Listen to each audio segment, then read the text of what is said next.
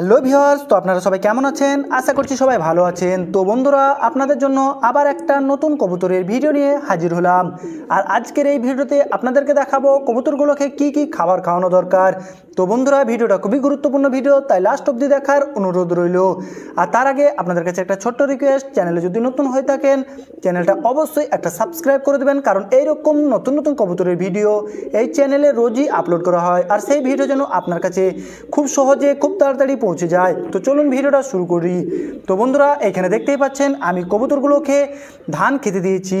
আর এই ধানগুলোকে বন্ধুরা আমি একদিন আগে থেকে ভিজিয়ে রেখেছিলাম, কারণ শুকনো ধান কবুতররা খেতে পারে না, খেতে গেলে গলায় আটকে যায়, কষ্ট হয়। সেজন্য ধানগুলোকে আপনারাও একদিন আগে ভিজিয়ে সেই ধানগুলোকে খাওয়াবেন।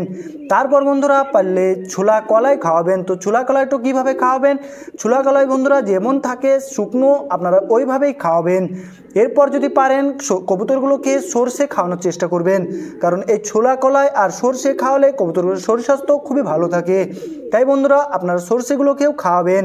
লাস্টে যদি পারেন বন্ধুরা কবুতরগুলোকে কিছু গম খাওয়াবেন। খুব বেশি গম খাওয়ানোর চেষ্টা করবেন না, কারণ কবুতররা খুব বেশি গম খেতেও ভালোবাসে আর তারা খেয়েও নেয়। আর সেই কবুতরের গমগুলো খাওয়ার পর শরীরে সব চর্বি জমে যায়, আর এই চর্বির কারণে বন্ধুরা ভবিষ্যতে কবুতরগুলোকে উঠতে কষ্ট হয়। তাই আপনারা গম খাওয়ালে হিসেবে খাওয়াবেন। আর বন্ধুরা, ভিডিওটা কেমন লাগছে অবশ্যই একটা লাইক কমেন্ট করে জানাবেন।